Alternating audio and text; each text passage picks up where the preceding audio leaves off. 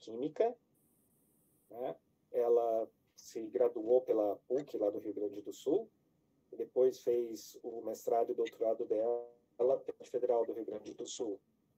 Ela tem muita experiência, ela foi coordenadora de mestrado profissional, é a coordenadora da área de programas profissionais da CAPES, ela tem muita experiência nessa área de interação universidade-empresa, né, que ela vai falar com a gente, mas a pesquisa dela é voltada para os temas de couro, curtumes, que é muito forte naquela região onde ela está, ok? Também efluentes, todas essas coisas.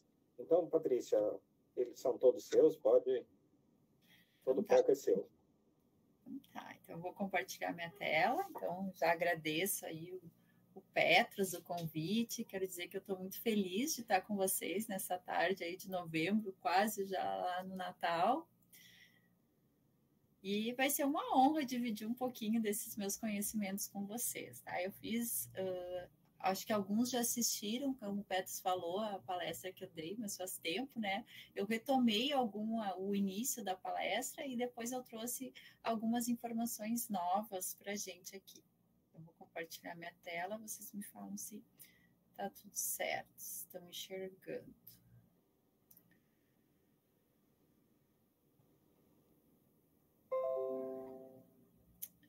Está tudo certo? Está no modo apresentação? Estamos enxergando assim. Tá. Oi.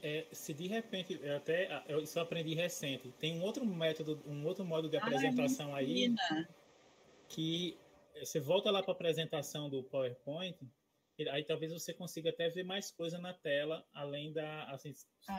Não, é aqui. Eu coloco aqui na tela inteira. Mas aí tem uma outra... quando você faz a apresentação, compartilha aí a apresentação. Tá.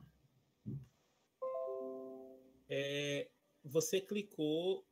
na opção que você clicou, eu acho que uma antes dela, ela tem uma dessas opções aí que ela vai ficar... Ela preenche a tela, mas você consegue continuar vendo o que acontece aí.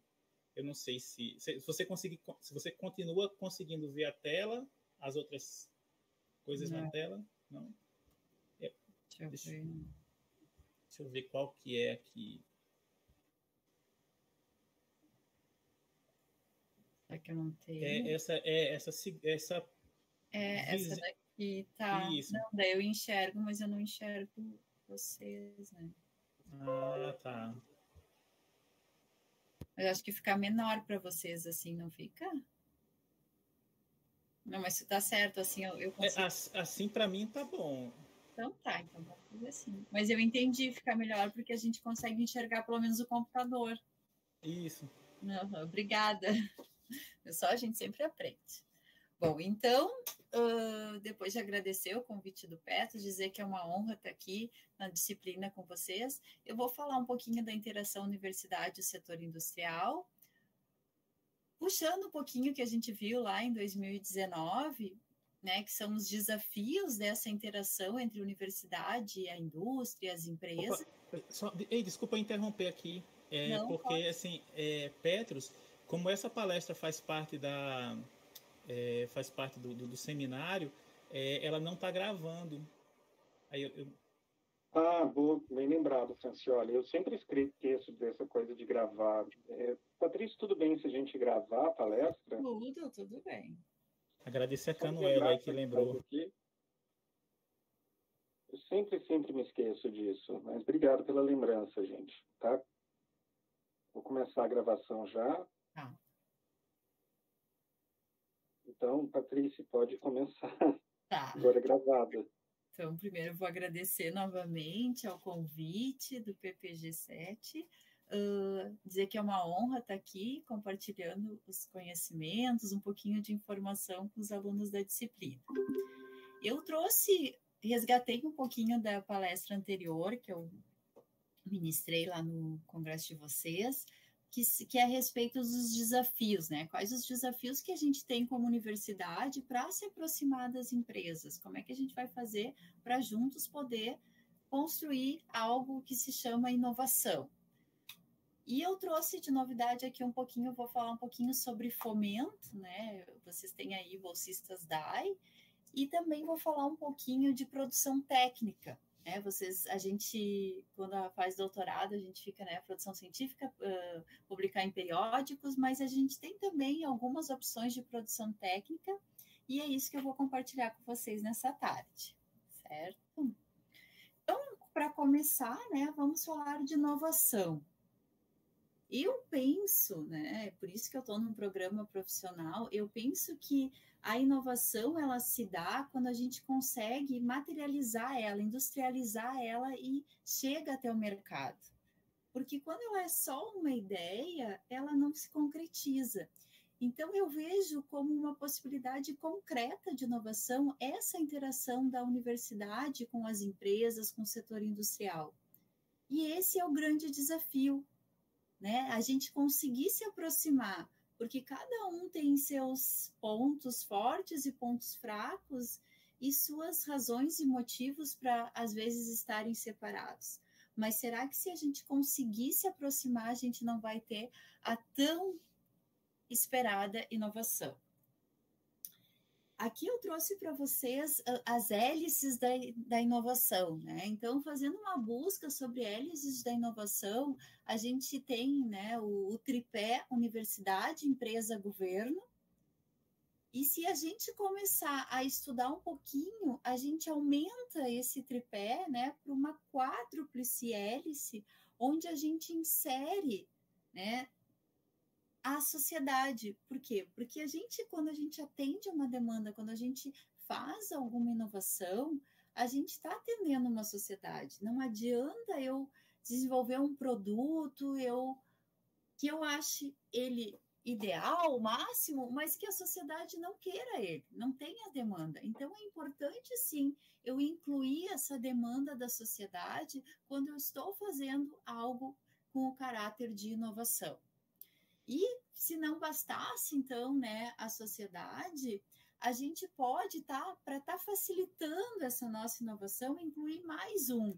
Né? Aqui, nessa figura aqui, eu tenho mais um, que são os investidores. Por que não falar com, por exemplo, um banco que possa estar auxiliando para acelerar esse processo de inovação? E daí, então, a gente está concretizando de uma maneira que não é tão simples assim, né? Somar universidade, empresa, governo e investidor para ter um resultado. Mas sabe-se, né, que quando a gente tem a sinergia entre esses 5, a gente vai estar mais perto do sucesso e com um aporte financeiro que vai facilitar a conclusão da pesquisa, do produto e poder colocar ele para a sociedade, né, poder consumir aquele processo, aquele produto, aquele desenvolvimento inovativo que foi criado pela pesquisa. Aqui que é a parte, né, que eu trouxe para vocês a outra vez, né, que quando a gente fala agora só da universidade, empresa, que seria o primeiro passo, que muitas vezes a gente fica separados, né, cada um no seu quadrado, e a gente vive bem e está ótimo.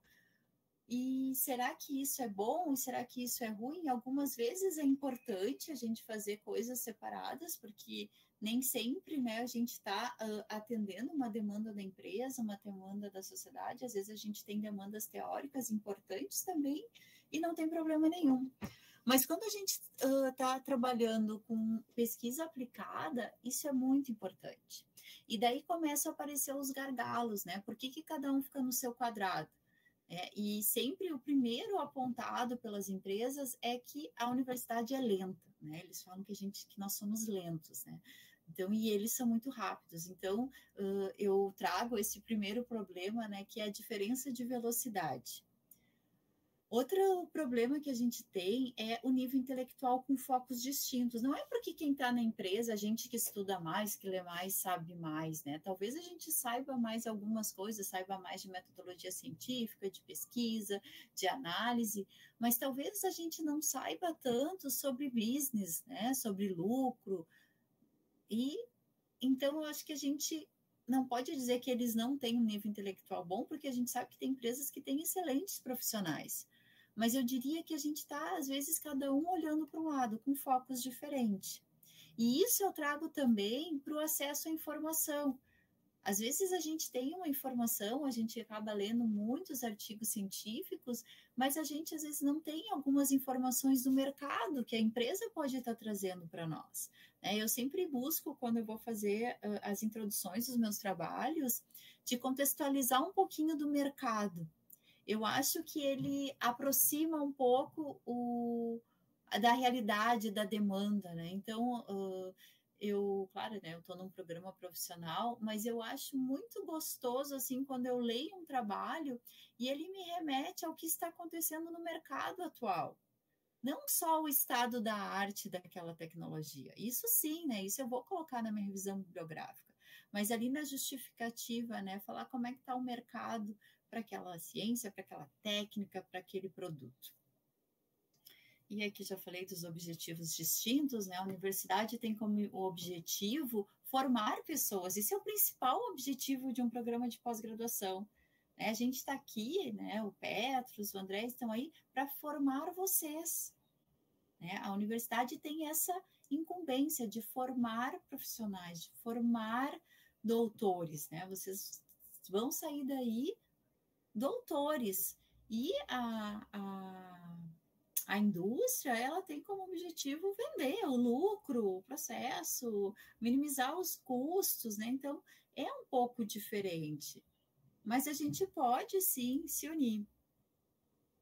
Eu trouxe também alguns pontos positivos, tá? Pelos olhos da universidade, né? A gente tem como ponto positivo eu lá no laboratório, por exemplo, quando a gente faz algum teste em laboratório, né, que o Petro já falou que eu trabalho com curtume, a gente testou, viu que deu certo, a gente vai lá, fala com o curtume parceiro assim, olha, testei isso e isso e isso, faz em escala industrial. Então, a gente consegue rapidamente fazer, né, o scale-up desse teste. Então, a gente consegue aplicar a pesquisa muito mais rápido, né? Claro, né, gente, eu não faço trabalho que tem que passar pelo comitê de ética, né, que tem todos esses trâmites, né? Então, são mais tecnológicos, então a gente consegue acelerar esse processo.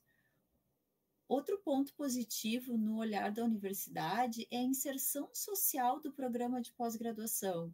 A gente tem um programa de pós-graduação na região que está atendendo uma demanda regional, que está atendendo uma empresa, a gente está abrindo as portas da universidade, né? A gente está levando conhecimento e trazendo também, então está acontecendo essa troca, essa inserção. Financiamento alternativo aos órgãos de fomento, né? Eu tenho algumas pesquisas ali no laboratório que a gente não tem nenhum fomento, né? E cada vez está mais escasso conseguir verba para pesquisa. E às vezes a indústria, assim, às vezes a indústria ela não tem também, ela não é muito, eu não vou dizer para vocês que é fácil, que é muito difícil a indústria chegar, eu vou pagar uma bolsa, eu vou dar tanto de dinheiro por mês para a tua pesquisa, né? Não é tão simples assim, mas tem coisas que a gente consegue mais simples, por exemplo, assim, não, mas eu consigo te dar todas as matérias-primas para fazer o processo. Eu consigo fazer parte das análises, né? Por exemplo, tem alguns testes físico-mecânicos que a gente não tem na universidade e que eles podem fazer. Então, tem sim, sabe, essa alternativa de fomento que não é igual ao fomento do CNPq, mas que ajuda, sim, nas pesquisas. Ideias novas, mais aplicadas, né? Eu digo que a gente acaba abrindo, né, o nosso pensamento, né? Porque quando a gente vai numa empresa, a gente vislumbra outras possibilidades de pesquisa que talvez se a gente ficasse parado ali no laboratório, a gente não vislumbrasse essas possibilidades. E eles também lá na rotina do dia a dia, no corre-corre, eles também não atinam às vezes, sabe? Então é muito importante, né, esse olhar externo e amplia então as nossas pesquisas. Olha, o antivírus expirou. Muitos alunos também são atraídos, né, quando a gente tem trabalhos com interação com a indústria, principalmente assim os alunos da graduação, eles gostam muito, né, eles se interessam mais pela pós-graduação, estrito sensu, fazer mestrado, doutorado, porque tem essa aplicação, né, mas aí também vai do perfil de cada aluno. E sem sombra de dúvidas, né, a formação de recursos humanos, né? A gente forma mestres e doutores com competências para atender a demanda social. A gente vai falar hoje sobre o doutor, né? Como é que vocês se imaginam daqui quando vocês acabarem o doutorado?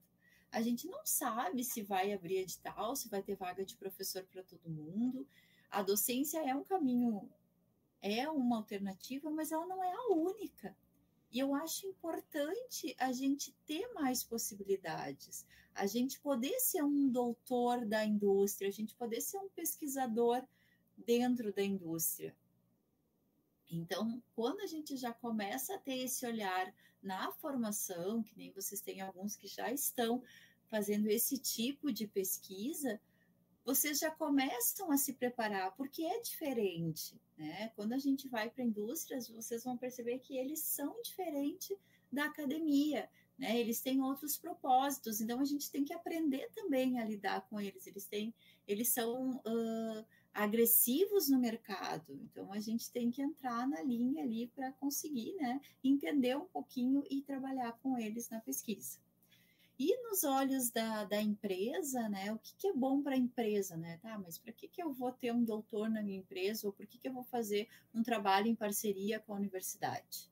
Né? Primeiro, porque ele vai ter uma mão de obra qualificada, né? Ele vai estar trabalhando com mestres, né, com doutorandos, com doutores, né? Às vezes a gente tem um aluno de doutorado que tem 2 orientadores, então tu vai ter uma visão holística daquele problema.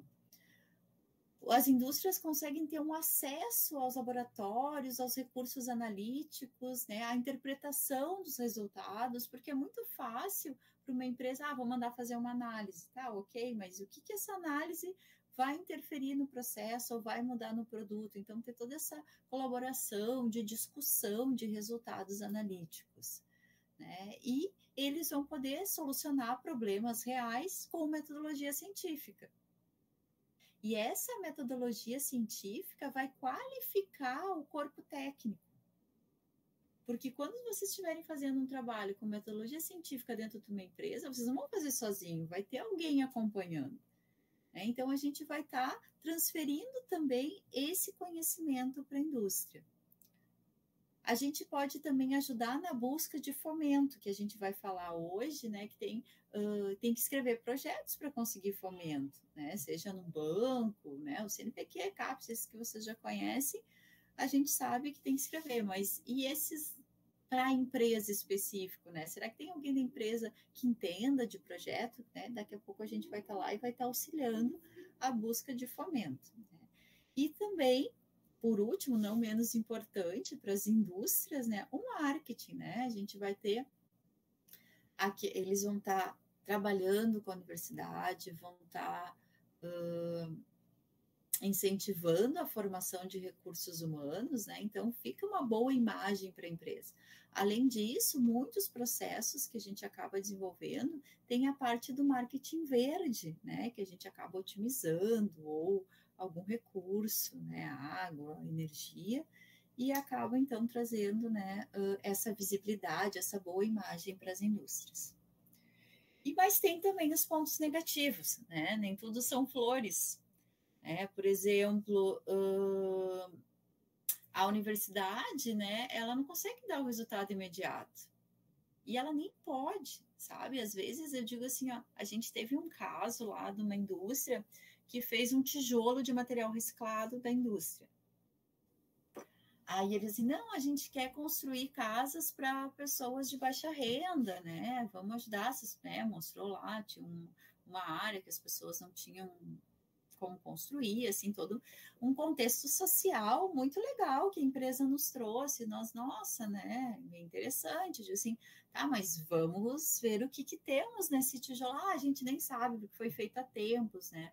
Aí a gente, não, então vamos fazer assim, a gente vai levar para o laboratório, a gente vai caracterizar, né, então fazer ensaios de compressão, resistência, né, esses mecânicos, e vamos fazer ensaio de inflamabilidade, né? Porque a gente não pode doar esses tijolos, né, para construir casas e chegar um palito de fósforo, né? Ou a moça vai cozinhar lá e pegar fogo, né? E E dito e feito, né? Quando a gente foi fazer o teste de inflamabilidade, deu problema, né? Daí, assim, foi bom, porque daí a gente conversou, né, com a empresa entendeu, né, que não podia usar aquele produto para construção, porque tinha esse problema, né? Então, a gente teria que trabalhar num novo tijolo ecológico, né, com retardador de chamas, né? Então, fazer todo um novo estudo. Tá? Então, bem importante, né, a gente saber quando dá para dar um resultado imediato e quando dizer não. Ó, não dá, precisamos testar, precisamos da comprovação científica. Né? A gente também tem que saber dizer não e também tem que saber acelerar. Né? Outro ponto negativo, né, é que a indústria vai visar o lucro, né, e a universidade visa o conhecimento. Claro que isso já tem, né, quando tu consegue alguma parceria, fomento, já começa a ser bom, mas não é o principal objetivo. Outro problema que tem para a universidade dessa parceria é o segredo industrial. Né? Muitas vezes a gente acaba fazendo um trabalho, né, de mestrado de 2 anos ou de doutorado de 4 anos e a gente não pode fazer uma publicação. E você sabe, né, que para o pesquisador é muito ruim tu não publicar, porque parece que a gente não trabalha. E a gente trabalha, mas a gente não pode falar sobre aquele dado. Então, é como se não existisse, né? A gente não se apropria daquele conhecimento. E isso, às vezes, frustra, né? Então, a gente tem que trabalhar e, às vezes, aceitar, né, que vai acontecer isso. Né? E daí, junto com isso, né, vem a produção científica, né? Que a gente tem que ajustar com a indústria para saber o que pode publicar e o que não pode. E do lado da empresa, o que a empresa fala que é ruim, né, da universidade, né? Nessas conversas que a gente tem, né, com o pessoal, eles falam assim, o problema é que vocês dão muita aula, vocês nunca têm tempo, né? Então, o corpo técnico é bastante dedicado à docência, né? Porque é o nosso papel de educador, né? Não só trabalhar na pesquisa, pelo menos, eu não sei como é que é a divisão aí de vocês, mas eu, por exemplo, nesse semestre, eu tô com 6 disciplinas. Né? Então, é bem puxado, né? A gente não tem muito tempo disponível, né, para ficar indo nas empresas e fazendo os experimentos, tá? Então, essa é a primeira queixa das empresas. Outra queixa que eles têm é sobre a parte de contratos, né, a parte burocrática, né? Algumas universidades é bem travado, né? Outras elas são mais flexíveis, mas ainda eles reclamam, né? Eles queriam que fosse mais simples. Também falam que às vezes eles têm que estão mais focados na pesquisa básica, o que eu não acho um problema, né? É um problema para fazer a interação, mas eu acho que a gente precisa de pessoas que cultivem, que continuem pesquisando, né? O básico, porque se a gente não tem o básico, a gente não vai ter nada. Então, acho que é um problema que é um mal necessário, então tem que continuar pesquisando. E eles falaram uma vez também para mim que às vezes não tem muitos equipamentos para processamento, né? Então, a gente tem um aporte analítico lá na onde eu trabalho, que já tem um profissional, assim, a gente já começou a ter alguns equipamentos, né, já de processamento mesmo. Mas a maioria, por exemplo, dos cursos da área de materiais, né, eles têm mais equipamentos na parte analítica mesmo. E a gente pode mudar, né? Como é que a gente vai fazer para se aproximar, né? Esse exemplo também eu já tinha comentado, que a gente precisa tentar achar o meio termo, né? Tentar achar o equilíbrio, né? Conseguir a sinergia entre a universidade e as empresas. A gente tem as empresas com prazos curtos, com concorrência, né? Eu trouxe aqui o exemplo do calçado, que a gente tem o movimento fast fashion. Né? Então, eu estou falando de calçado porque eu trabalho nessa linha também. Então, o movimento fast fashion, ele lança 3 ou mais coleções por ano. Vocês imaginem, né, uma pesquisa científica de 4 em 4 meses mudar, né? A gente teria que focar só nela, né, e ficar trabalhando só ali. Aí, como a gente diversifica, né, tem as aulas, tem as outras pesquisas, né, Então, a gente não consegue ter um aprofundamento na metodologia científica em 4 meses e resultados, né? E sem falar no dinheiro que precisaria, né? Teria que ter um corpo, né? Uma equipe só trabalhando para aquilo. Então, tem alguns ajustes ainda que a gente não tem solução, né? Que a gente vai ter que ir descobrindo com o tempo qual o melhor jeito de fazer, né, essa parceria. Por quê? Porque as universidades, elas têm pesquisa com prazo maior, com aprofundamento científico, né? Tem que validar, tem que esperar o resultado, tem que achar o melhor. Tá? Mas, se a gente conseguir, né, achar um equilíbrio, né, a gente vai ter pesquisas mais rápidas para a academia, né? Uma contrapartida financeira das empresas e mais conhecimento científico fora da universidade, né? Que a gente consiga espalhar esse conhecimento.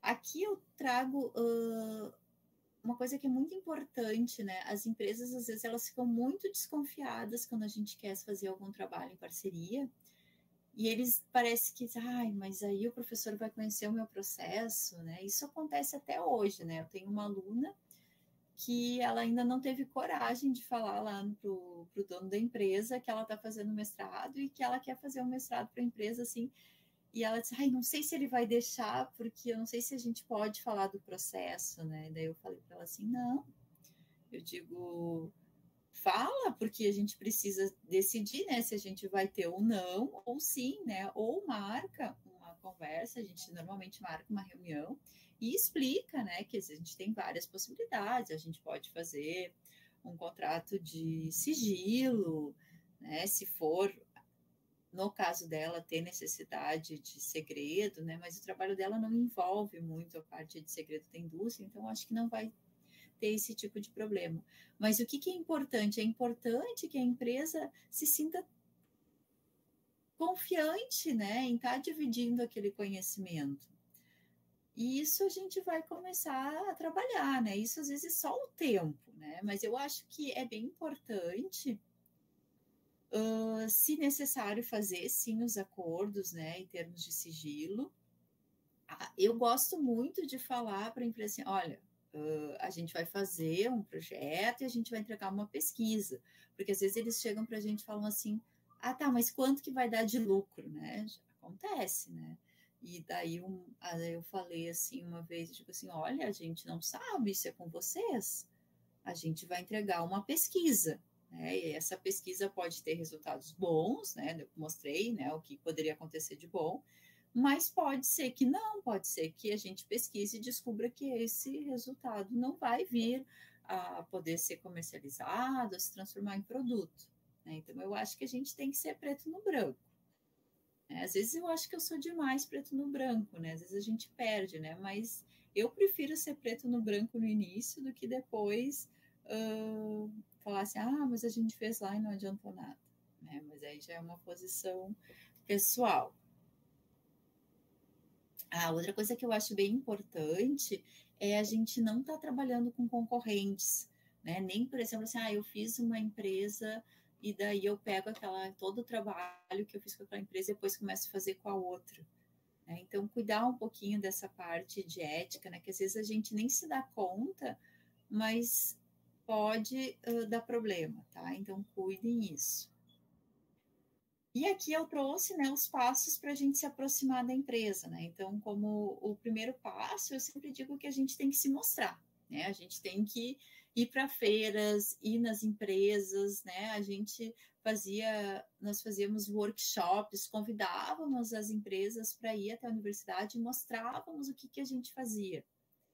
Né, divulgar os trabalhos não só em revistas científicas que as pessoas da região não consigam conhecer, que as empresas não consigam, mas às vezes revistas técnicas, né, da área de vocês, que possam assim ser lida, né, por essas empresas que têm interesse nos trabalhos de vocês.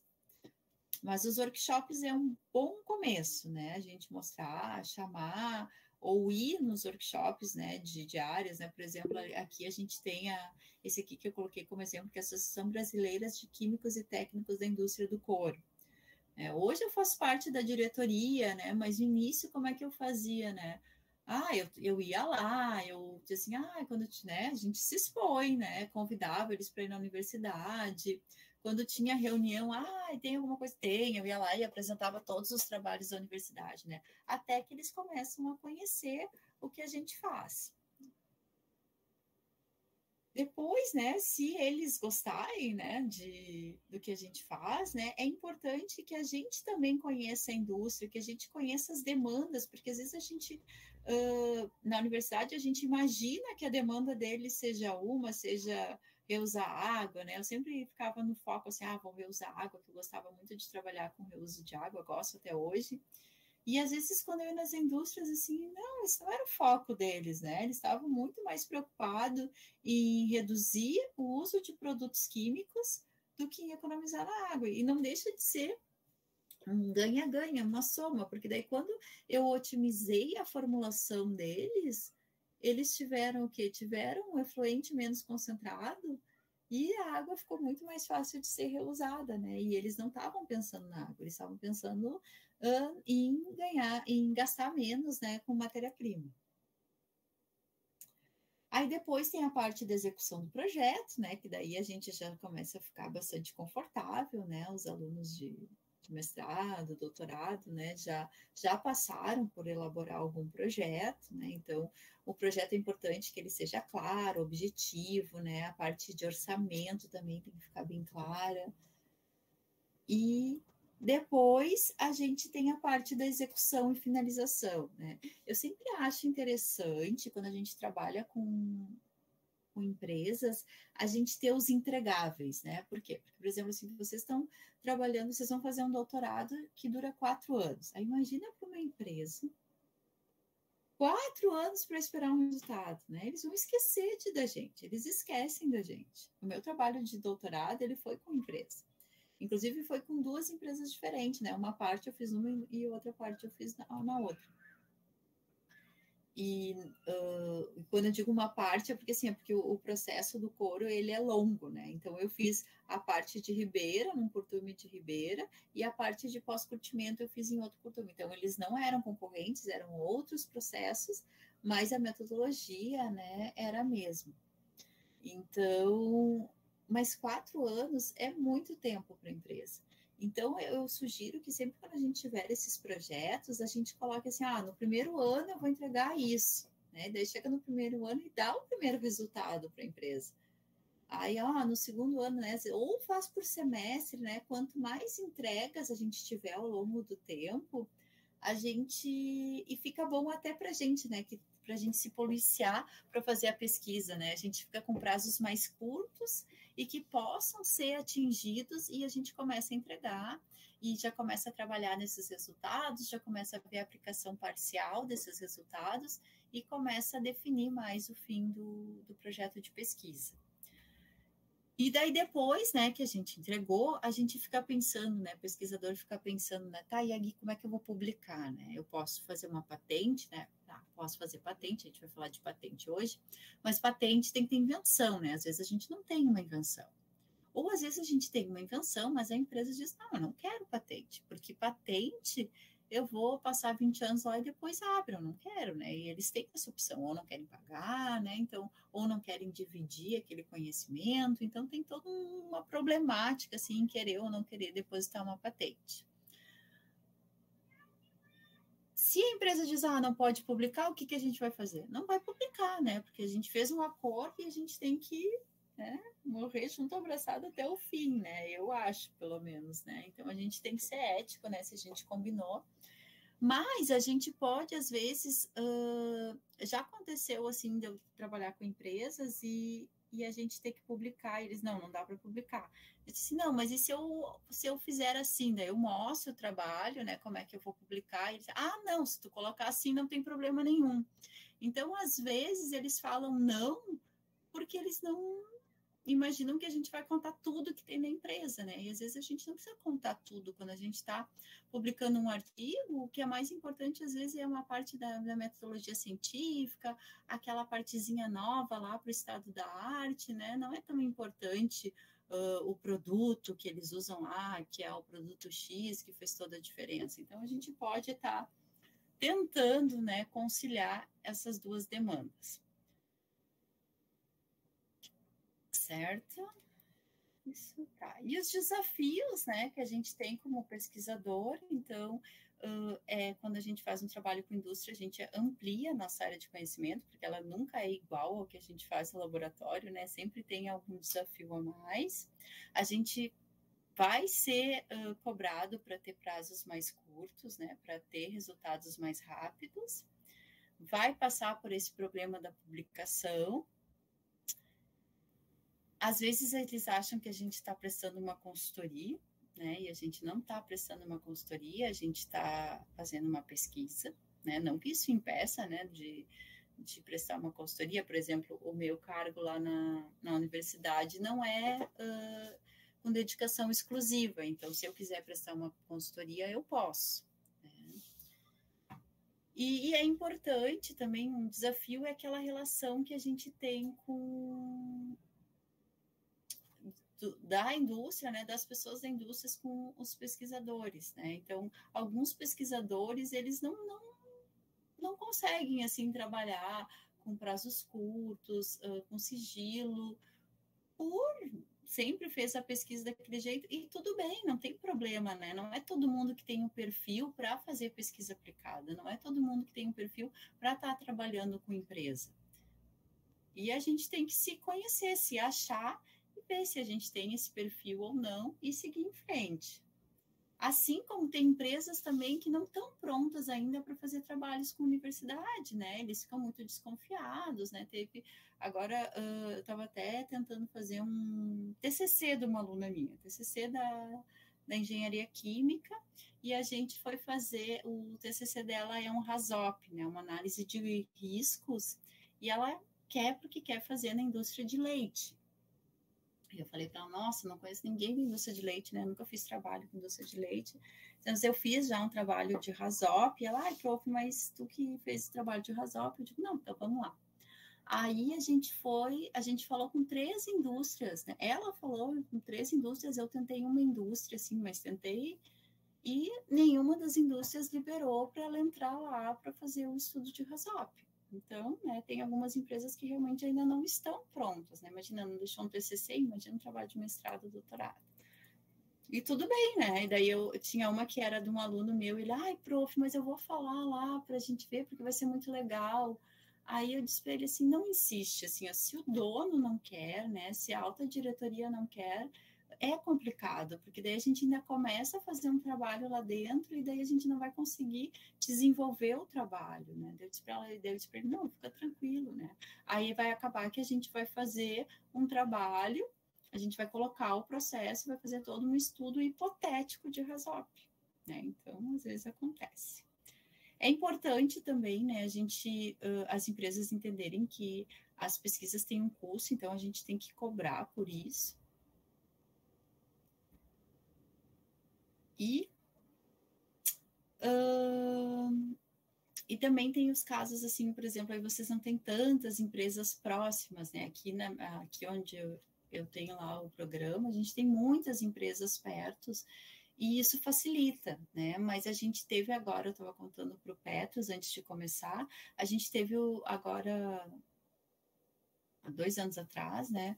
Um projeto aprovado, um projeto grande aprovado com a cátedra da Vale, né? Onde a gente conseguiu bolsas para alunos de doutorado, de mestrado, fomento. Então, a gente não precisa, né? E hoje, com tudo online, né? Hoje, depois da pandemia, depois não sei se a gente pode dizer que a pandemia acabou, mas aqui eu confesso para vocês que parece que acabou, tá todo mundo na rua. E a gente tem todas essas ferramentas online que a distância deixou de ser um problema, né? A distância física, né? Então, nada que visitas na empresa eventualmente possam estreitar e fazer sim pesquisa, né? O problema, a distância física se tornou um problema muito pequeno depois da pandemia. Não sei se vocês concordam comigo, mas eu penso assim. Tá? E daí aqui tem as sugestões, né, de como que a gente pode tentar se aproximar de empresas que estão distantes. E nós vamos passar. Ah, e eu queria deixar também essa mensagem para vocês, né, que a gente falou assim, ó, mas será que eu vai ter, quando eu acabar meu doutorado, vai ter vaga para fazer um concurso para professor, né? Por quê? Porque eu quero estar na academia, né? E ou não, né? Eu gostei de trabalhar com indústria, eu tenho todo um conhecimento em pesquisa, em metodologia científica, e eu tenho interesse, sim, de ser um pesquisador na empresa.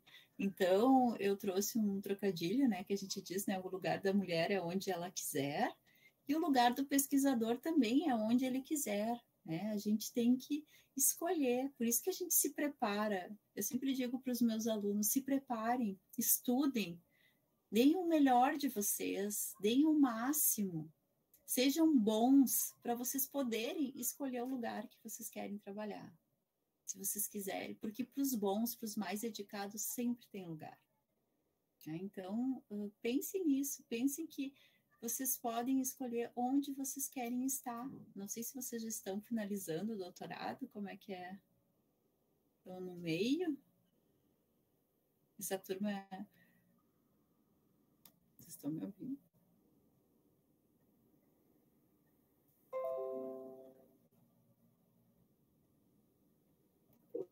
Tá. Oi. Não, só queria saber se eles são mais para o final de curso? Alguns sim, tá meio a meio. Então, acho que tem o pessoal que está com 3 anos, está começando o 4º ano agora, e tem com 1 ano e pouco. Esse aqui fica aqui. Eu não tô... eu não estou conseguindo acompanhar o chat. De qualquer coisa, tu me fala, Petrus. Agora que eu vi. Falo sim. Tá. Então, vamos falar um pouquinho, então, de fomento, né? Que é tão importante para as nossas pesquisas. Aqui eu trouxe para vocês uma publicação do ex-diretor da FAPESP, né? Que ele fala que os recursos recebidos pelas principais universidades de São Paulo, né, eu destaquei aqui a Unicamp e a USP, porque eles são de São Paulo, né, ele se equivale, né, ao percentual que é investido de empresas às universidades mais renomadas dos Estados Unidos. Então, pega o MIT aí, né, ele tem em torno menos de 25% de apoio das empresas, né, e a gente pega aqui a USP, a Unicamp, aqui com menos de 15%. Então, a gente tem sim possibilidade, né, então a gente, muitas vezes a gente ficou descrente, né, que a gente poderia ter esse aporte financeiro das empresas, mas eu acho que a gente tem que começar a pensar nisso, né, e ter essa possibilidade de ter mais uma maneira de conseguir fomento. A gente tem aqui no Brasil leis de incentivo ao fomento e à inovação, né? São leis estaduais, aí eu não sei se vocês têm, com certeza vocês devem ter, mas eu trouxe aqui para vocês a Lei do Bem, né? Que ela concede incentivos fiscais para todas as empresas que investem em pesquisa e desenvolvimento, né? Claro que tem algumas restrições, né? Eu deixei aqui o link para vocês, porque a empresa tem que ter vários C, assim, para poder se beneficiar da Lei do Bem. Mas algumas atendem, né, esses requisitos, e se elas investirem, né, seja em bolsa ou algum aporte financeiro, material para pesquisa, eles vão ter esse retorno aí fiscal. Aqui eu trouxe também as agências que vocês conhecem, né? CNPq, CAPES, as FAPs, que são as que a gente, na maioria das vezes, tem esse apoio para fazer pesquisa. Mas a gente tem também a FINEP, né? Que é a Financiadora de Estudos e Projetos, que fica no Rio de Janeiro, que tem como fonte de recurso o Fundo Nacional de Desenvolvimento Científico e fundos setoriais. E temos também o BNDES, né, que é o Banco Nacional de Desenvolvimento Econômico e Social, que ele é um instrumento do país de financiamento a longo prazo para realização de investimentos. A gente tem um prédio lá na universidade, que a gente até chama o prédio do BNDES, né, mas na verdade é um centro de tecnologias limpas, que foi um projeto aprovado, depois eu mostro para vocês, mas ele é um projeto que os pesquisadores eles desenvolveram membranas com tecnologia nacional, e eu me lembro que o pessoal do banco foi lá conhecer a universidade, conhecer os professores, né, para ver se realmente, né, era um investimento cabível, né, se a gente tinha tanto infraestrutura eles iam ajudar a construir, mas se a gente tinha know-how, né, se tinha aporte acadêmico e científico para desenvolver essas membranas, né? Então era um projeto que tinha indústria envolvido e a gente sim, né, ganhamos um prédio do BNDES com fundo não reembolsável. A gente tem também financiamentos empresariais, né? Seja empresas privadas, né, que por meio de editais, ou até empresas como a Petrobras, né? Então, exemplo de empresas que largam editais para pesquisa, né? A Natura, né? A Natura tem vários, tem a Fleury Boticário, né? Então, eu sempre digo, uma atividade que eu faço na disciplina de projeto com os meus alunos de doutorado é para eles fazerem uma busca, né? Então, tem um dia que eu digo assim, a cada um tem que buscar fomento hoje, né? Então, vamos supor que vocês tenham um projeto e vocês tenham que buscar fomento. Então, é individual, é uma atividade, né? Então, cada um, né? Eu dou um prazo de 1 semana para eles buscarem fomento. Então, eles têm que fazer uma busca para ver todos os editais que estão abertos e vigentes. Né? Por exemplo, agora tá ruim. Eu olhei para mostrar para vocês hoje de manhã, não vi nada. Não sei se vocês têm alguma coisa aí aberta, mas todos os que eu achei hoje, tudo era de fluxo contínuo, tá? Mas eu não procurei muito tempo, né? Então eu dou 1 semana. Então eu acho que fica aí a dica para vocês, né? Terem esse hábito, né, de buscar fomento, de ver empresas que estão apoiando a pesquisa, porque depois, se vocês decidirem ser pesquisador da indústria, ou se vocês continuarem, né, no meio acadêmico, é uma prática que a gente tem que ter o hábito de estar fazendo, para a gente conseguir bancar as nossas pesquisas, né? Muito mais fácil e às vezes possível só a gente fazer pesquisa com fomento, né? Então criem esse hábito, né? Então deixa aí a dica para vocês nessa semana darem uma olhadinha, ver o que tem. Às vezes a gente não imagina, né? Mas tem alguns fomentos assim que surgem assim, então eu digo, né? Quem procura acha, tá? Então fiquem atentos às possibilidades de fomento. Aqui eu trouxe aqui no site da FINEP, né? Então, e ele tem lá o que ele apoia, né? Então, tanto para recursos reembolsáveis como para não reembolsáveis, né? Então, vocês podem estar olhando lá, às vezes eles abrem alguns editais e tem esses de fluxo contínuo. Aqui o do BNDES, né? Ali antes eles estavam, né, com uma linha, não achei nada hoje, não, mas de edital, nem algum, mas eles estavam com algumas coisas para coronavírus, né? Bom, você sabe, né? O ano passado foi um ano que só tinha fomento para quem estava trabalhando com saúde, né? Tem também a Embrapi, né? Então, Embrapi até esses tempos foi uma empresa, deu uma palestra para nós ali na universidade e eles falaram muito bem que foi que todos que eles estavam no segundo projeto com o Embrapi e eles gostavam muito da metodologia, de como é que era o andamento, né? Elogiaram bastante. Eu nunca participei, né? Ele é um aporte para a indústria, né? Então, ele tem que estar dentro dessas áreas aqui, então, mas tem materiais e química. Então, né, daqui a pouco a gente surge alguma empresa para fazer pesquisa, né? É um meio, né, da gente estar conseguindo fomento. Aí eu fui hoje de manhã também, olhei um pouquinho, né, o que tinha, se tinha alguma coisa na FAP de vocês, né, daí eu entrei lá, né, no site, né, daí eles remetiam ao FINEP, ao CNPq, ao MCT, né, e mais fiquem, né, eu não sei como é que é aí, como é que vocês organizam, Petros, mas aqui na universidade a gente acaba, tem uma parte ali na secretaria, né, que sempre que temos projetos, né, eles mandam, assim, para os docentes, para os pesquisadores. Aqui a Pró-Reitoria manda. Manda, ótimo, né. E então é sempre bom, né? Mas eu acho que é sempre bom os alunos também estarem atentos, principalmente esses de empresa, né? Porque não tem tanto.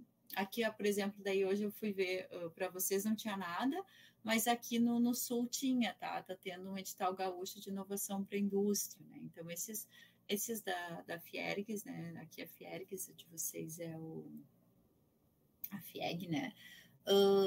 É para a indústria, né? Mas muitas vezes, às vezes a gente tem que avisar as indústrias, ou daqui a pouco, quando a gente estiver na indústria, né, a gente pode estar buscando, né, esse aporte financeiro.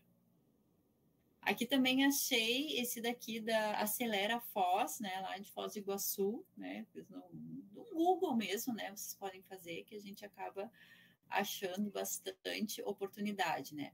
Aqui, exemplos do que a gente tem lá na universidade que eu estou, né? Esse daqui foi com apoio da Secretaria de Desenvolvimento Econômico do Estado, né? Então, era um projeto para desenvolver um gerador híbrido de energia, né? Então, a gente tem um prédio lá que tem painel solar, tem uma estação meteorológica, daí tem os aerogeradores, né? Então, e daí na sala ali tem um painel de comando, né? E daí a gente pode escolher, né? Com fins didático também, né? Escolher qual a fonte de energia para funcionar. Esse daqui é um exemplo de uma microcervejaria, né? Que foi um trabalho de mestrado, onde a empresa não podia, né? A gente não teve fomento, mas a gente conseguiu desenvolver todo o trabalho aplicado dentro da empresa, né? E daí também a gente costuma, sempre que a gente tem esses trabalhos que não tem um edital formal, a gente pede uma carta da empresa para comprovar que para não se perder tanto, entendeu? Porque a gente diz assim, eu não posso às vezes publicar, mas eu queria documentar todo esse trabalho que a gente fez. É importante, né, para o pesquisador e para o doutorando ele se apropriar daquilo. Então, pelo menos, se for sigilo, né, conseguir uma carta com a empresa mostrando todo esse trabalho. Daqui a pouco vocês vão conseguir uma carta, uma vaga de pesquisador. Vocês foram pesquisador, mas vocês não têm publicação. Não, mas olha só, eu fiz um trabalho era em sigilo, né, tem a carta, né. E a gente também, né, quando presta conta lá para a CAPES, né, para mostrar os trabalhos, a gente tem essas cartas aqui documentando. Tem aqui o caso da COFIP, né, que foi um projeto, esse projeto aqui do Comitê de Fomento Industrial do Polo Petroquímico aqui do Rio Grande do Sul, é um projeto que ele gerou muitos artigos, né? Então, olha só, esse projeto aqui, a gente teve aqui, ó, 5 artigos, tá, de um projeto em parceria com a indústria. Então, é um caso atípico, né, que a gente conseguiu publicar bastante, né, que como era parte de efluentes, para eles também era interessante, né, eles mostrarem, né, toda a tecnologia, tudo que eles estavam fazendo para tratar esses efluentes, né. A gente teve também com a Companhia de Água, ali de Novo Hamburgo, né, então outra possibilidade de fomento. Esse daqui é o caso do BNDES, que eu já falei para vocês. Esse daqui é interessante, que são 2 empresas, né? Então, o que a gente fazia, né? Então, a gente tratava o efluente com os recursos de uma indústria química, mas a gente precisava, né, de um curtume para a gente verificar, né, a eficiência desse tratamento que a gente estava propondo. Então, a gente... E esse processo aqui, ele tem emissões atmosféricas, né? Então, a gente fez um amostrador aqui, que a gente via, né, o quanto que estava poluindo o ar ali próximo da estação, com o tratamento e sem o tratamento. E vou falar agora da última parte que eu separei para vocês, que é a parte da produção intelectual, que eu vou falar de produção técnica, né? Então, no início desse quadriênio, lá, não foi tão no início, assim, lá em 2018, né, formaram um grupo de trabalho na CAPES para definir o que é produção técnica e quais são as produções técnicas que as áreas da CAPES produzem. Tá? Então, foi elaborado esse documento é disponível na internet, né, lá no site da CAPES. E o que esse grupo de trabalho fez? Esse grupo de trabalho ele fez uma pesquisa, né, com as 49 áreas da CAPES, perguntando, né, quais são os produtos técnicos relevantes para a área nossa de materiais.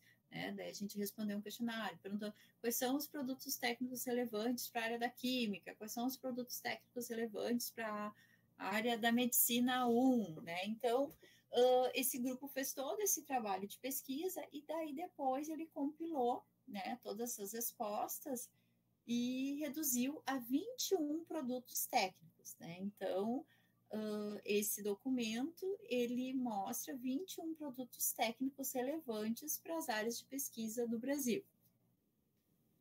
Desses 21 produtos técnicos relevantes, a área de materiais, que é a área que o doutorado de vocês está inserido, selecionou o que era importante para a área de materiais.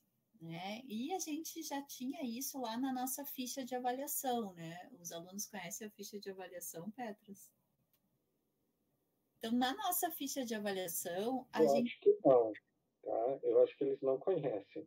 Tá. Acho que os alunos mesmo, a gente nunca mostrou como é uma ficha de avaliação para eles. Não tem problema, né?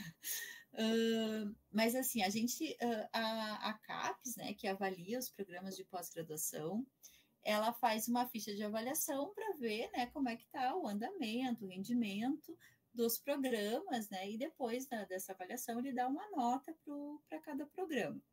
E uma das coisas importantes que a gente tem no programa é a produção científica desse programa, tanto a produção bibliográfica quanto a produção técnica.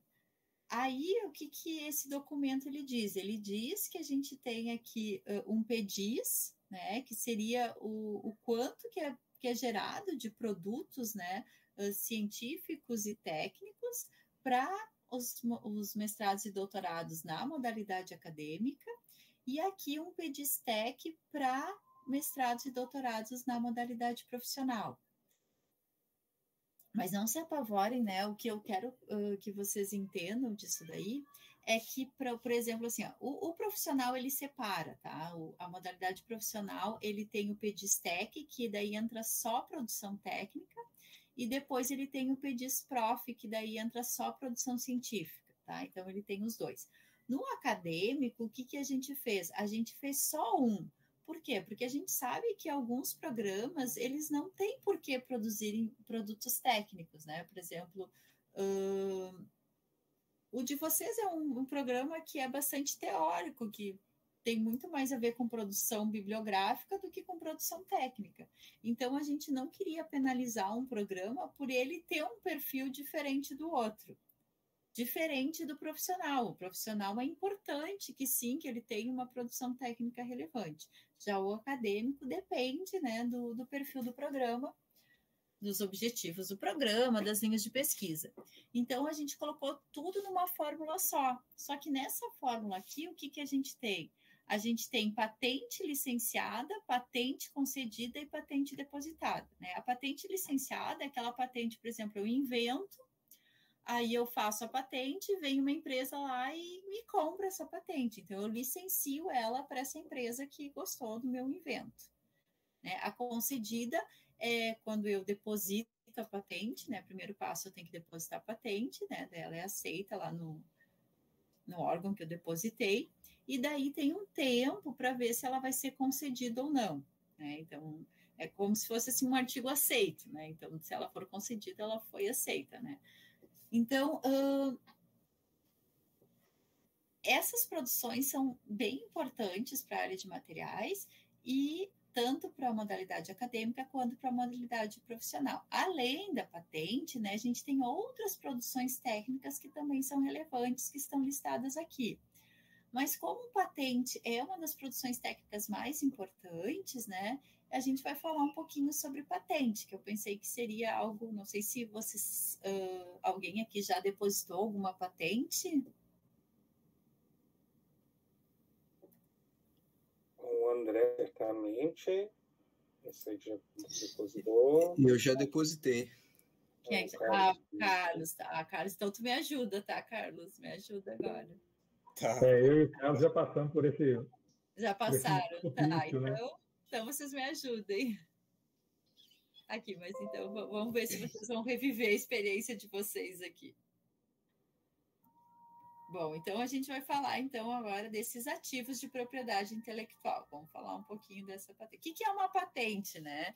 Então, na verdade, uma patente, né, é um título de propriedade temporária, né? Então a gente deposita, só que a gente é dono por um tempo só, concedido pelo Estado, né?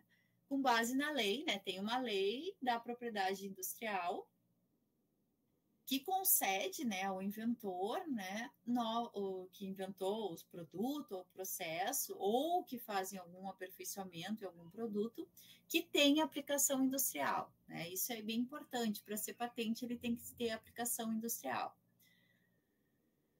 Na patente, a gente vai ter que descrever e reivindicar essa invenção ou modelo de utilidade. E isso vai conferir ao proprietário um direito limitado no tempo e no espaço. Então, ela tem tempo e ela tem espaço, né? Se eu depositar uma patente no NPI, eu vou ter a minha invenção protegida aqui no Brasil, mas eu não tenho minha proteção protegida na Argentina, por exemplo, né? Estou falando da Argentina aqui, que é meu vizinho aqui no sul. Tá? Então, ela tem esse limite, né, de tempo e de espaço, né? Ai, mas por que eu vou patentear o meu invento, né? Quais as razões que me levam, né, a eu proteger o meu invento, né? Então, o que eu ganho com isso, né? Eu vou ter direito exclusivo sobre a minha invenção, né? Eu vou proteger o meu direito. Eu vou ter oportunidade de licenciar, de vender a invenção, né? Por exemplo, hoje o ano passado, né, a gente viveu muito essa parte do Covid, né, de laboratórios, né? Até esses dias eu estava vendo um exemplo de um laboratório de biotecnologia que ele patenteou um teste que tu via se a pessoa estava com infecção hospitalar, tipo um teste rápido. E daí diz que pagaram milhões para eles, né? Ele licenciou isso para uma empresa dessas aí farmacêuticas, tá? A imagem positiva, né, da empresa, né, que nem a gente sabe, a Dupont, a 3M, né, são empresas que são famosas por ter N patentes, né? A gente pode aumentar o poder de negociação da empresa, né? Ele é um bem intangível da empresa. A patente é um bem intangível que a gente tem dentro das empresas. A gente sabe que as empresas, hoje em dia, elas têm mais bens intangíveis do que bens físicos, né? A gente vai ter segurança jurídica, né, sobre a invenção e pode ter, né, retorno do investimento, dependendo da invenção, né, se ela começar a vender. E daí a gente se pergunta como pesquisador, né? Tá, eu vou lá, tenho minha pesquisa, eu finalizei e ela deu um invento. O que eu faço, né? Eu torno público, eu vou publicar. Vou lá, vou para o caminho, né? Aquele que a gente sempre segue, fazer publicações. Pô, mas é uma invenção, né? Será que eu não posso daqui a pouco estar ganhando algo com ela? Não só, né, visibilidade, não só aumento do índice H, eu posso daqui a pouco estar depositando um pedido de patente, né? Esse depósito do pedido de patente, ele é o único que vai te garantir uma exploração exclusiva daquilo que vocês inventaram. Ou eu posso também manter segredo, né? Por exemplo, a Coca-Cola até hoje optou por manter segredo, né? E a gente sabe, né, que foi o melhor que ela pôde fazer, porque senão depois de 20 anos, né, que a patente perde a sua validade, todo mundo saberia, né, a forma. Então, a importância das patentes para a indústria é atração de investidores e clientes, fortalecimento do poder de negociação, incentivos fiscais e proteção de investimento e inovação. Para a universidade, é bom por incentivo à inovação, por desenvolvimento tecnológico e econômico do país, possibilidade de licenciamento, que eu já falei, e, de novo, né, tanto para a empresa quanto para a universidade, o incentivo ao investimento em pesquisa por terceiros. Né? Às vezes as empresas se interessam e, inclusive, no site do NPI agora tem uma parte que é vitrine. Então, eles colocam, né? Então, o empresário ele pode ir lá e ver o que tem na vitrine de invenção para ver se eu quero licenciar, comprar, né, aquele invento ou não. A gente tem 2 tipos de patente, tá? A gente tem a patente de invenção e a gente tem a patente de modelo de utilidade. A patente de invenção é quando a gente inventa, né, um produto, né? Que eu trouxe para vocês o exemplo do telefone. Né? Então, eu tenho aqui 3 tipos de telefones diferentes que foram inventados, são 3 patentes. A patente de invenção, ela tem um prazo de 20 anos a contar da data de depósito, tá? Então, eu depositei hoje, 24 de 2021, eu vou ter, eles vão me conceder lá em 2025 a patente, mas eu vou ter ela, né? Vou ter resguardado esse meu direito de uso até 2041.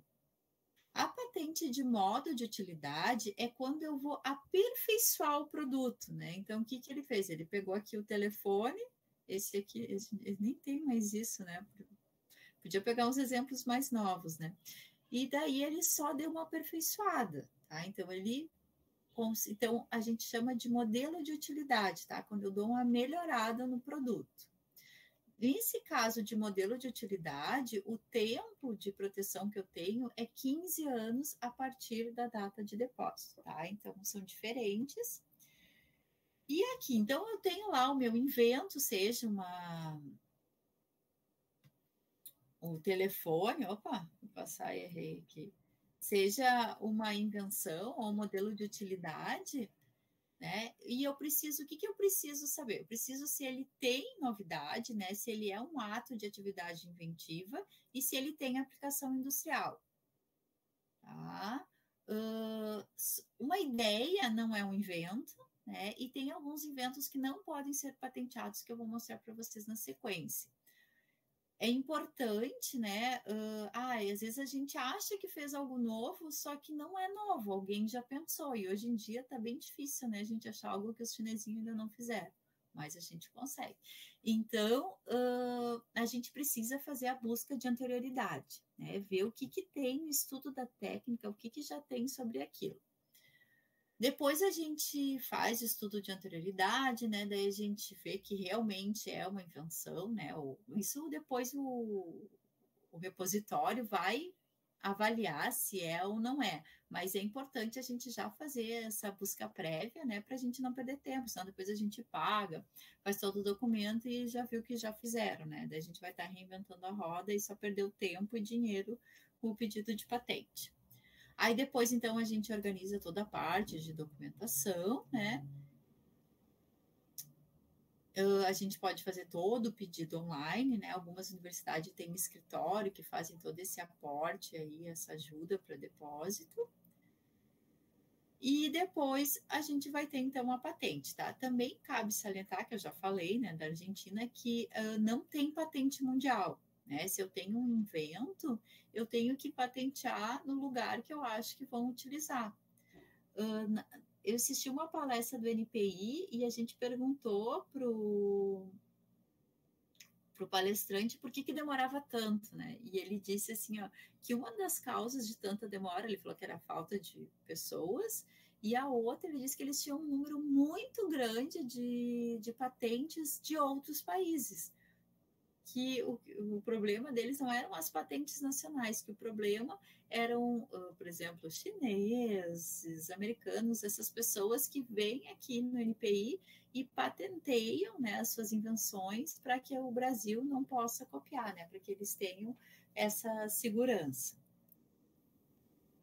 Aqui o que não pode ser patenteado, né? Então, toda e qualquer concepção resultante do exercício da capacidade de criação do homem, que interfira na natureza, né? Então, a gente não pode, né? Por exemplo, tem eu descobri, né, tem um veneno de um sapo.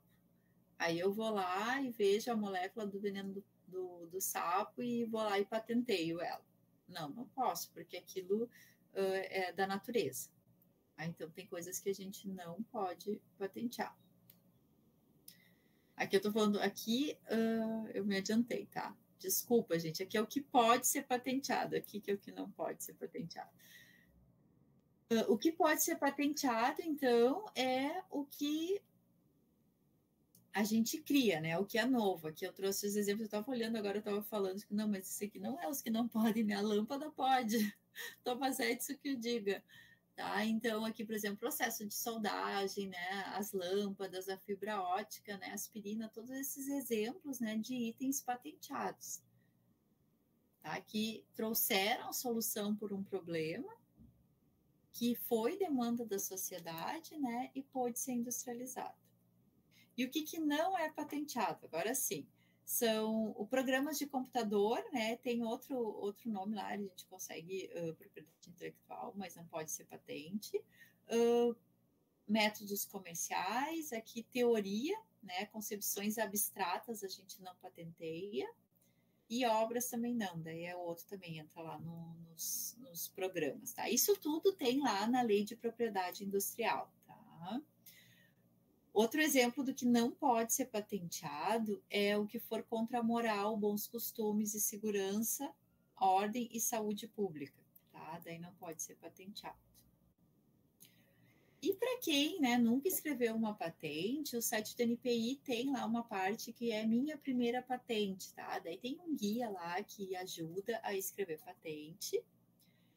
O trâmite de patente, ele tem algumas prioridades, então uma prioridade importante aqui, o depositante de CT, né, que são as universidades, a gente pode entrar com pedido de exame prioritário. Eu tenho uma patente que a gente pediu, tecnologia verde, ela foi concedida em 2 anos e meio, né? Bem rápido, assim, para nossa surpresa, mas aí a gente entra no trâmite normal lá no início, né? Então passa aqueles 18 meses e daí tu entra mas aí tu entra também com um pedido de patente verde ou de depositante ser uma ICT, que tu consegue reduzir o tempo, aqueles...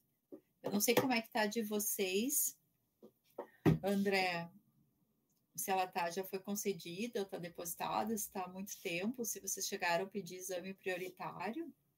Oi, Patrícia. Não, nós não conseguimos nos encaixar em exame prioritário. Nós depositamos já 7 patentes, e nenhuma delas acabou passando isso. Nós já temos uns que estão há 5 anos em depósito. Nossa. E é uma coisa, viu? Quase todo ano o INPI está gravando, né? O INPI nos manda e-mail e sempre assim, tentando ao máximo que a patente não seja registrada. É incrível o momento que o INPI está vivendo, né? Mas eles ficam dilapidando a invenção e menosprezando a invenção. É bem complicado. Eu, particularmente, no meu grupo, a gente tem vivido momentos que o INPI tem se mostrado como um obstáculo ao registro da propriedade intelectual, e não um parceiro. Pois é, sabe que isso é estranho, sabe que esses dias até um aluno meu que a gente depositou uma patente, ele falou ao contrário, ele disse assim, nossa, prof, eu vi cada patente assim, eu não sei como é que o NPI liberou.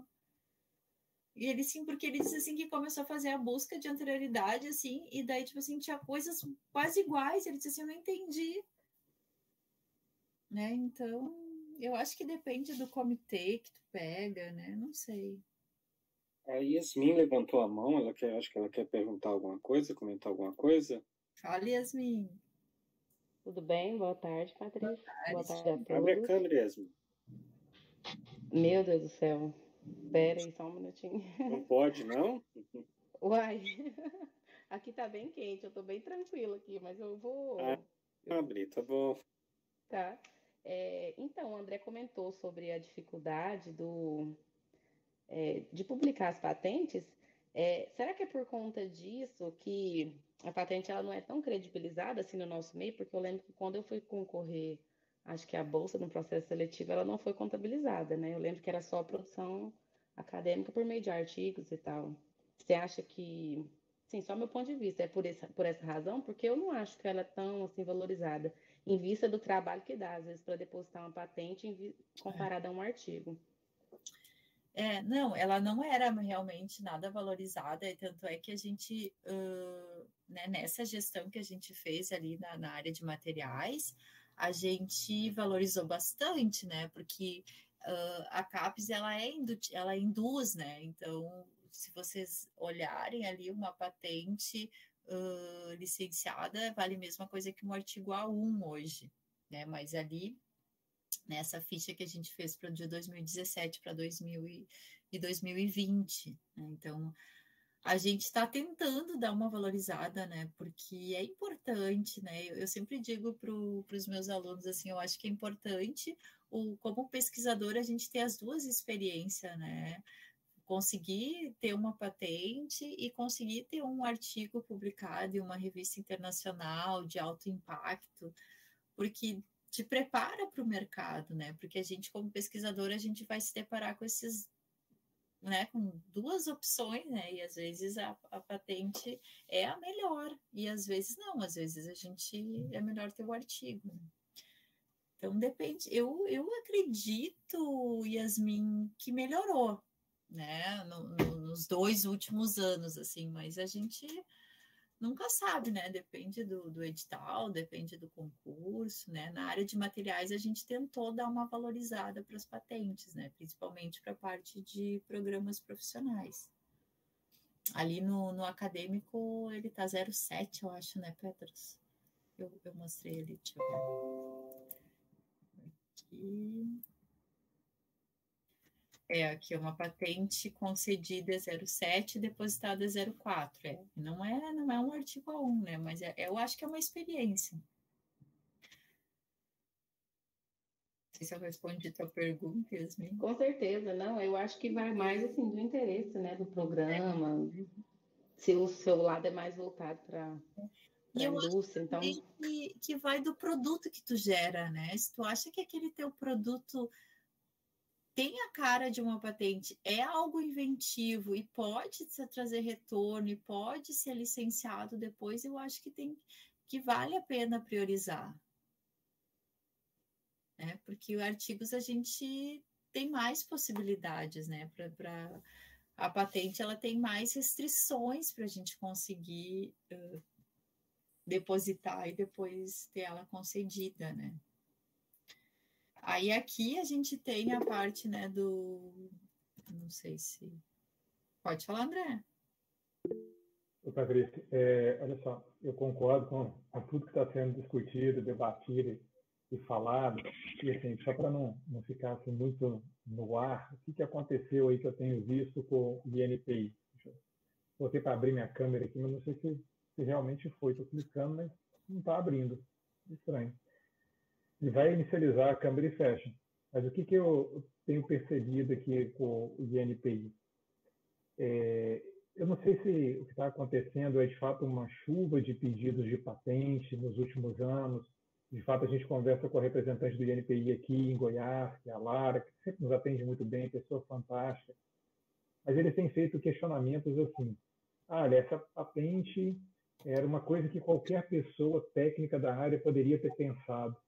Então, assim, não cai aí na propriedade intelectual, porque tem uma cláusula da lei da propriedade intelectual que basicamente fala que se for uma coisa que está no senso comum, não é patenteável.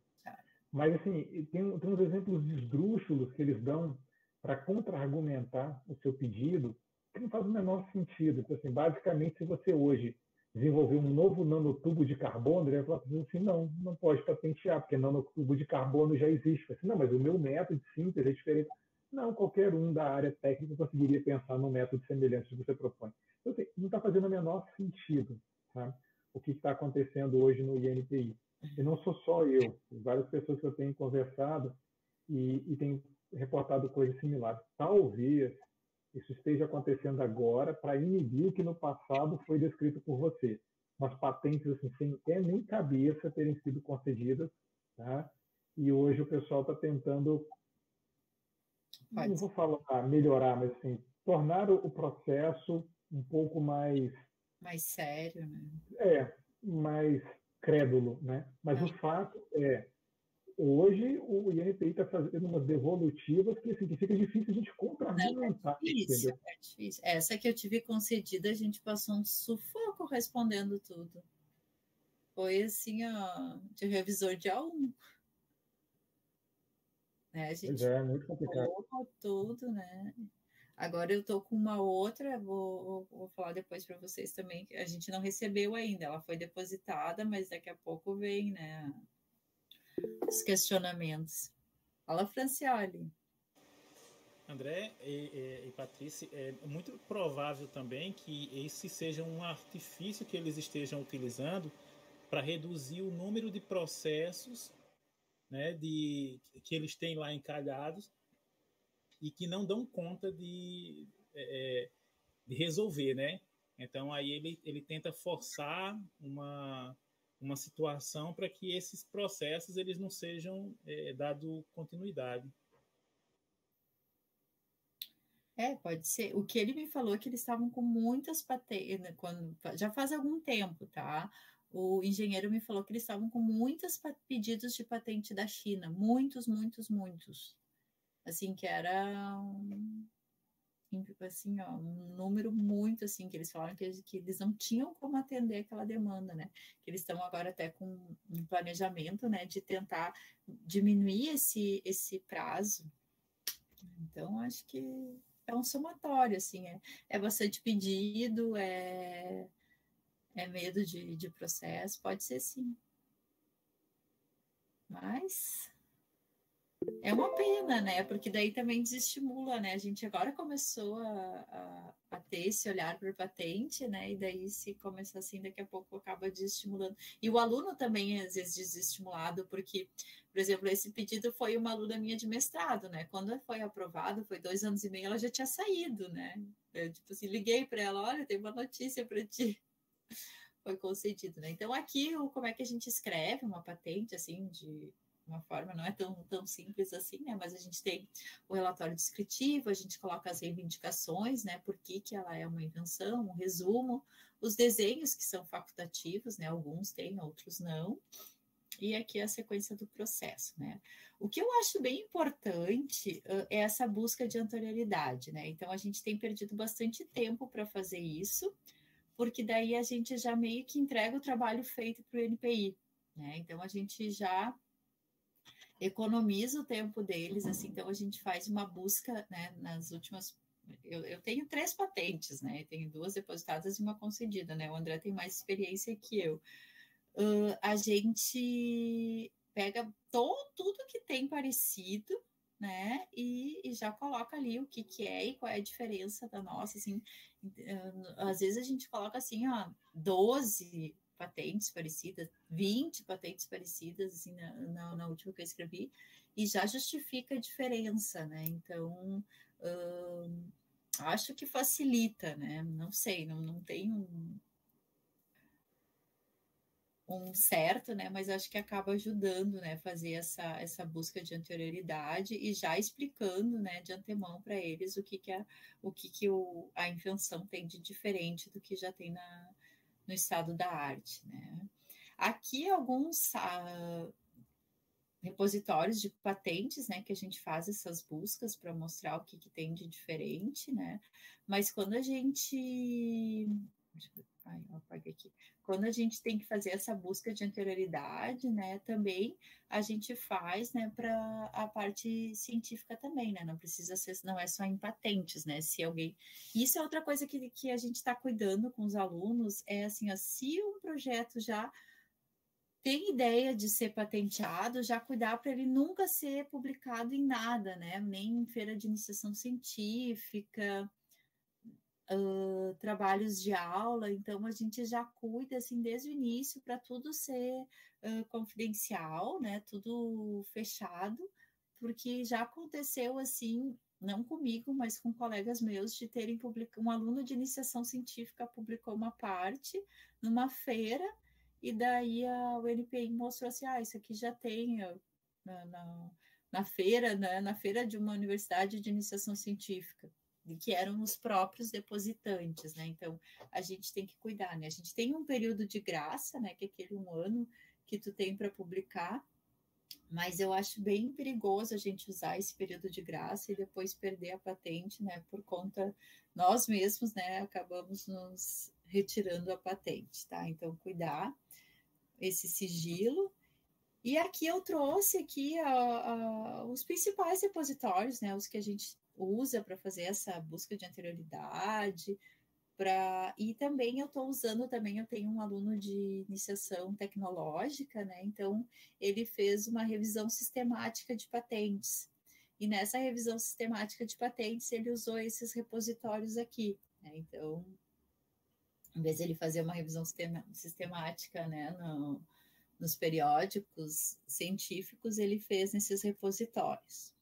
Aqui o NPI, né? O NPI, ele é o nacional, né? O nosso instituto, que a gente estava falando até agora, né? A gente consegue pesquisar de forma anônima, né? Então a gente clica lá. Aqui eu fiz aqui para mostrar para vocês. Aqui a gente entra aqui no site do NPI.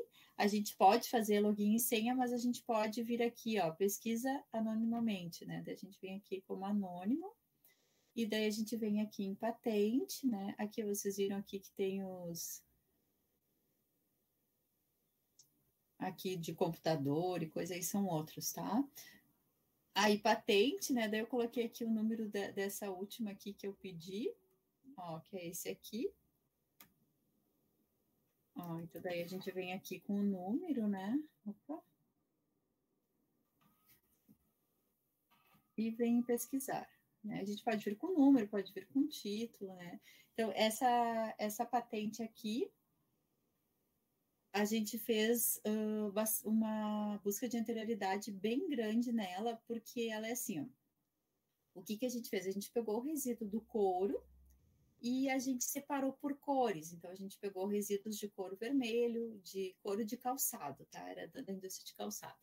Couros vermelhos, couros verdes e couros pretos. Aí a gente moeu esse resíduo e usou como carga para fazer solado. Só que a ideia era que a gente tem um problema no couro que é a migração da cor. É uma coisa ruim, que tu compra um sapato vermelho, tu põe uma meia branca e quando chega em casa a tua meia tá vermelha. Né? Então é ruim, a gente não gosta, é um couro com uma má qualidade. E aí a gente estava pensando, né, a gente conversando, eu, um colega meu e meu aluno, e um aluno, e ele não sabia o que ele fazia o trabalho, e a gente começou a falar da migração de couros, daí a gente assim, e se a gente usar essa migração a nosso favor, né, e se a gente pegar essa migração de cor para atingir, e daí a gente assim, nossa, que ideia boa, né, vamos usar isso, né, já que ele está atingindo mesmo, que está acontecendo isso, né, e acontece com muitos couros, não é poucos, né, vamos moer, né, e vamos injetar no PU para fazer solado para dar cor. Aí a gente, né, vai fazer solado colorido sem gastar com pigmento. E deu certo, né? A gente fizemos lá toda a parte de processamento, fizemos toda a parte de análise físico-mecânica do solado, passou, né? Ele é uma carga, ele fica bom. E aí a gente pediu essa patente que é de pigmentação. E tem muitos, mas muitos trabalhos patenteados na parte de solados de compósito. Né? De colocar cor em solado, todo mundo já colocou, sabe? Só que nenhum desses pedidos, eles falava da cor, né? De colocar, de fazer um solado vermelho, de fazer um solado preto, de fazer não sei o quê. E daí a gente pegou todos esses trabalhos, né, que tinham de solados e fizemos a reivindicação de cada um, dizendo assim, olha, esse trabalho usou couro para fazer composto, usou tal polímero, mas ele não coloriu, não tinha o intuito de deixar de uma cor só, né? E a gente foi justificando um por um, né? Vamos ver se vai... Depois eu conto para vocês se foi concedido ou não, mas esse aí não foi com... eles não pediram pedido prioritário, né? Então não sei quando é que teremos a resposta. Deixa eu voltar aqui. Aí tem o Google Patentes, né? O Google, como sempre, né? Uma plataforma super amigável, né? O mais fácil, o mais visualmente bonito, né? Para fazer a busca, né? A gente consegue pesquisar patentes de muitos países com o número do documento ou com as palavras-chave. A gente tem também esse VAIPO, né, que é um repositório da Organização Mundial da Propriedade Intelectual, né? Então, a gente busca pelo número, né? A gente consegue lá por ano a partir de 2012. E esse aqui é bem legal porque ele tem também uma construção de gráficos e colunas, né? Então, esse meu aluno que fez essa revisão sistemática, ele colocou lá as palavras-chave, né? E ele conseguiu construir, né, todo um trabalho de gráficos e colunas. Alguns repositórios têm essa possibilidade para apresentar como resultado. Tem o Lens, né? Esse Lens aqui, ele não possui pesquisa avançada, tá? Mas a gente consegue filtrar por ano de publicação, por língua e tipo de documento e status legal. E ele também faz a parte de gráficos. Depois tem esse daqui, que eu não sei como é que fala, daí eu vou falar a sigla, o SPTO, que também tem busca rápida e busca avançada, tem patentes desde 1976 e a gente consegue buscar, né, por número ou por palavras. Tem o SpaceNet, tá? Que ele é europeu. Ele também tem busca simples e avançada, né? A gente consegue filtrar por país, por data, por linguagem, e também permite a construção de gráficos, né? Então, pessoal, era isso, né? Então, eu espero que vocês fiquem com essas 3 dicas de hoje, né? A primeira é para vocês verem a possibilidade da pesquisa de vocês terem o apoio das hélices de inovação, do governo, investidores, indústria, e se ela é uma demanda da sociedade, para depois vocês estarem sempre atentos a essa busca de fomentos, né? Busquem por vocês mesmos, né? Não esperem receber e-mail lá do PPG, criem esse hábito de procurar fomento. E o terceiro, né, não menos importante, é que vocês precisam divulgar o que vocês pesquisam. Eu sempre falo para os meus alunos assim, se a gente não divulgar, a gente não fica com aquele conhecimento para a gente, né? A gente não se apropria dessa pesquisa. Então, se vocês não tiverem um artigos dos trabalhos que vocês estão desenvolvendo na tese, se vocês não tiverem a patente de algo que vocês inventaram, isso vai se perder, né? Vai passar, vai morrer. Então, não deixem a pesquisa, esse conhecimento, esse tempo que vocês estão se dedicando passar em branco. Documentem tudo o que vocês estão fazendo, seja como produção técnica ou seja como produção científica. E era isso, fico aí à disposição se alguém tiver mais alguma pergunta. Vou deixar para vocês o meu contato, né? Então, pode ser o e-mail do Gmail, também tem o e-mail institucional, o meu celular também fica aí à disposição para vocês. Olha só, coloquei até o do Instagram, nunca tinha colocado, né? Mas aí agora, né? Eu sei que essa gurizada aí, a gente tem que se modernizar, né? E as crianças que a minha filha disse, mãe, Facebook é cringe, mãe, tem que ter Instagram. Eu digo, ai, meu Deus. Tá difícil acompanhar, mas vamos lá, né?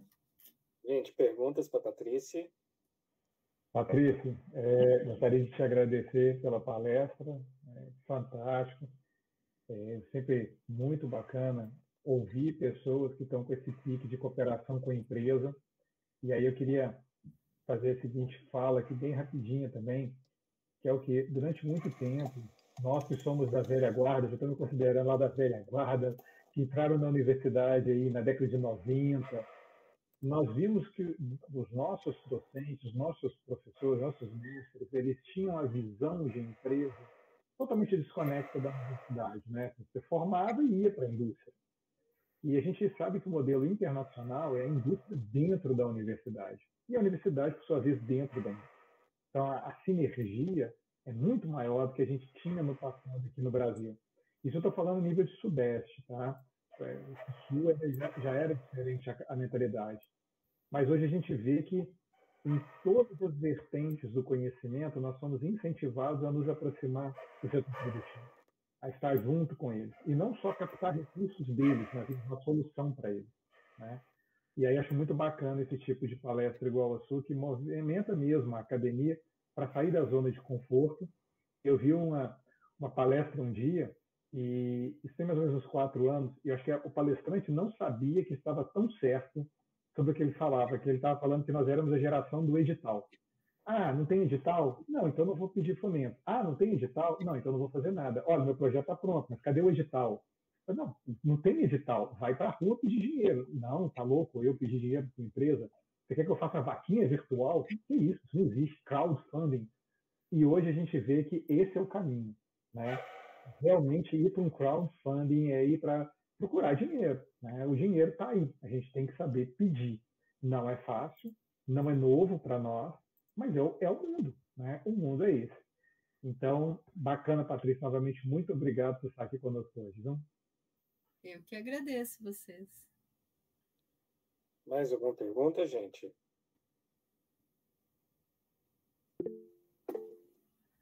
Graciole? Deixa eu fazer uma aqui também.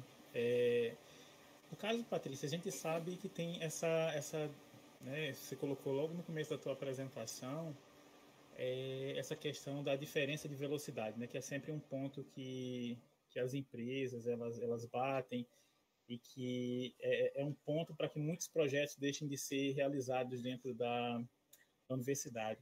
Você acha que as empresas júnior elas poderiam ser uma forma de trabalhar de forma mais sinérgica com a empresa?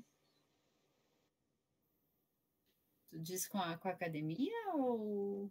Isso, essas empresas júnior, né, fomentadas dentro da universidade, se elas poderiam ser esse ponto, né, de conexão aí mais rápido, né, de entrega de resultados mais rápidos com a empresa. Você tem essa experiência? Não, eu não tenho essa experiência, mas eu acho que é uma alternativa, né? Eu sempre digo, às vezes a gente tem que se ajustar um pouquinho, né? E tem que saber que tipo de projeto que a gente consegue atender com um tempo mais curto, né? A gente tem alguns casos lá na universidade que as empresas pedem assim, não, então vamos fazer assim, ó, a gente só quer isso. Às vezes eles não querem tanta coisa, às vezes a gente, como pesquisador, a gente é mais grandioso, né? A gente quer algo, e daí, às vezes, não, eu só quero isso. Eles falam assim, daí assim, às vezes a gente coloca até um aluno de iniciação científica, né, algo mais simples, para atender aquela demanda da empresa, né? Mas aí sai um pouquinho do foco pesquisa, do foco pós-graduação, para ser uma coisa mais ágil, né? Eu, particularmente, gosto mais quando envolve, né, alunos de mestrado, doutorado, projetos maiores, né? Porque esses muito pequenos, assim, acabam te demandando muito tempo e daí a gente tem que dividir mais ainda, né? Sala de aula com pesquisa e daí com esse atendimento personalizado aí para as empresas, né? Mas eu acho bem legal essa parte, né, de empresas jovens, né? A gente tem muitos casos da parte ali da biotecnologia, né, que eles estão criando, assim, que tem muita inovação.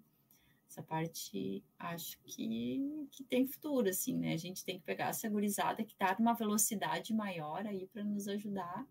Porque o que a gente precisa, né, na universidade? Eu sempre falo assim, eu preciso de mão de obra, eu preciso mais alunos. Né? Ali a minha universidade é uma comunitária, né? Ela é privada. Então, às vezes a gente tem falta de alunos, assim, os nossos alunos, eles trabalham de dia e vão para a universidade de noite, os de mestrado e doutorado também. Então, a gente precisa, né, de mais gente para tocar a pesquisa mais rápido.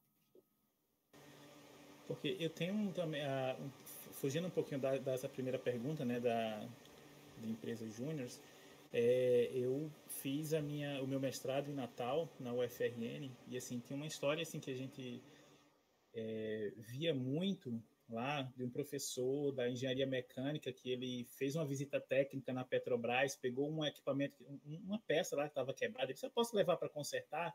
Só pode.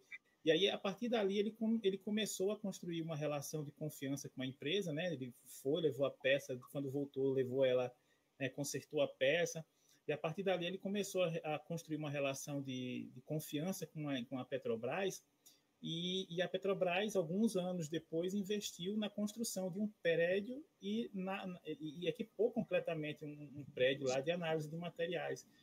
Então, eu acho assim, também a gente precisa fomentar essa visão nos pesquisadores, né, nos professores, nos pesquisadores em formação, né, o pessoal do mestrado, doutorado, para que ele não veja as coisas também somente do imediato, né?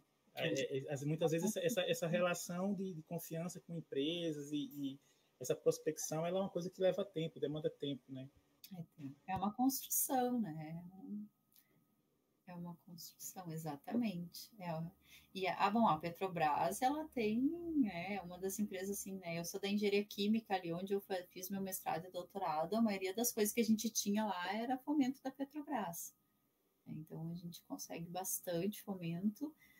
E é muito importante isso que tu falou, assim. E sabe o que às vezes as empresas acham? Eles acham assim, às vezes eles têm um pouco de receio da universidade, porque eles acham que a gente sabe muito, né? Não, eles sabem muito, nem vou perguntar que eu vou passar vergonha, assim. Depois que a gente vai se aproximando, assim, eles vão contando essas histórias, assim, sabe? Eles ficam receosos de fazer perguntas, as perguntas deles, assim, serem bobas. Então, sabe, aquela coisa assim, não, vou passar vergonha se eu perguntar isso. Que nem aluno, né, que às vezes tem vergonha de perguntar. A indústria também, às vezes, fica, assim, com medo da universidade, né? Então, é uma construção, é uma aproximação, sabe? Vamos ali, sabe? Entra no laboratório, vou te mostrar para que serve isso, né? Vai na indústria, isso aqui a gente tem lá, a gente pode arrumar. É exatamente assim, é uma construção. Mais alguém, gente? Acho que a Esther. Esther, pode perguntar isso. Obrigada, professora Patrícia, pela apresentação. Eu só queria adicionar uma coisa assim que eu tenho percebido na área de mineração, em Catalão especificamente, que vai de encontro ao que você falou, do pesquisador estar onde ele quiser, né, e não só na academia, e sim nas empresas. Muitos alunos do curso de Engenharia de Minas atualmente trabalham nas empresas de mineração em Catalão, e nós estamos percebendo que todos eles estão buscando fazer os mestrados e doutorados, assim como os gestores que não são da UFG. E eu já tive a oportunidade de participar de um processo seletivo lá da empresa que exigia um nível de mestrado para poder trabalhar na empresa. Então, eu acho assim que a mineração ela está abrindo um pouquinho mais de espaço para a área acadêmica, e pela faculdade, pela universidade estar um pouco próxima aqui no caso de Catalão, eu acho que nós estamos conseguindo esse espaço, né? Eu acho ótimo isso, né? Eu acho que é exatamente isso. A gente não tem que ser limitado, né? A gente tem que estar disposto a novos desafios, a novas pesquisas, né? E poder escolher, né? Tá lá na mineração fazendo pesquisa é genial. E depois futuras parcerias, né? Vai ter a Esther que tá aí, daqui a pouco tu vai falar com o Petros, com o André, né? Vai trazer uma demanda e daí começa a se criar, a se construir, né? Um ciclo de inovação. Bom, então, agradeço novamente, Patrícia. Foi super legal.